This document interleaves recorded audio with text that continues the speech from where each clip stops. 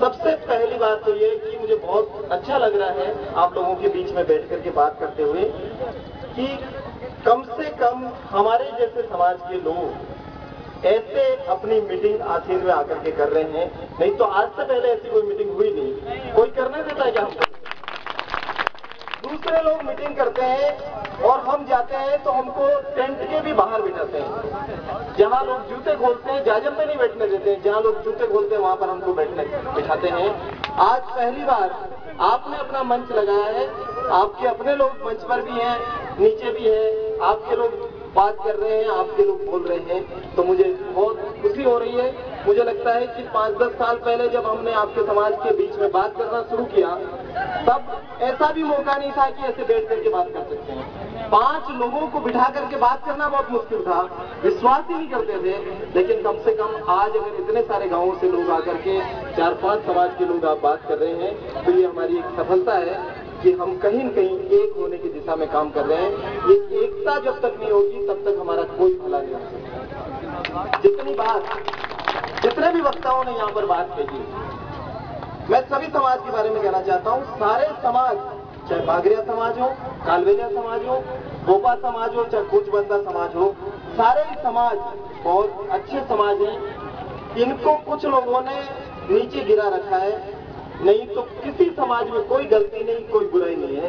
हम सब समाजों को समान नजरों से देखते हैं। किसी समाज के प्रति कोई भेदभाव न तो रखते हैं और नहीं रखने देते हैं। हमारा सबका, जैसा सरपंच साहब ने कहा कि हम सब समाज को बराबरी का दर्जा देना चाहते हैं, उस बराबरी के दर्जे की लड़ाई के लिए ही हमारा ये संगठन बना हुआ है। हम कोई राजनीतिक पार्टी नहीं है, हम आपसे वोट लेने नहीं आएंगे, हम आपसे चंदा लेने भी नहीं आते हैं।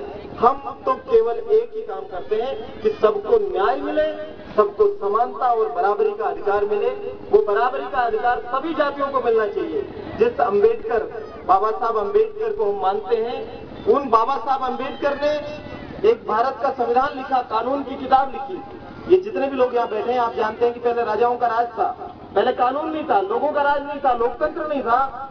जब राजाओं का राज था तब किताब से नहीं चलता था, कानून से नहीं चलता था, ये राज संविधान से नहीं चलता था। तब राजा का बेटा राजा बनता था, रानी के पेट से जो पैदा होता था वो राजा बनता था। एक अम्बेडकर पैदा हुए, उन्होंने संविधान लिखा और उस संविधान को लिखा उस दिन उन्होंने कहा कि आज के बाद कोई भी रानी के पेट से पैदा नहीं होगा राजा, पेटी से राजा पैदा होगा। पेट बंद और पेटी से राजा। और वो पेटी कौन सी है? वोट की पेटी।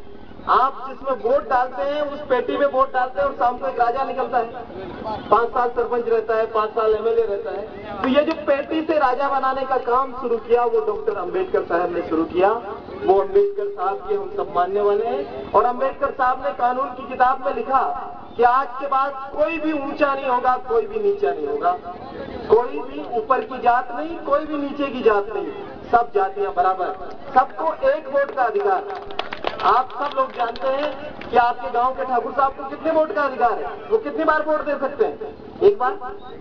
गांव में सेठ जी है और उनके 500 बीघा जमीन है तो भी उनको कितना वोट देता है? वो 1 वोट। और कोई पंडित जी है, बहुत ज्ञानी आदमी है, वो कितना वोट देता है?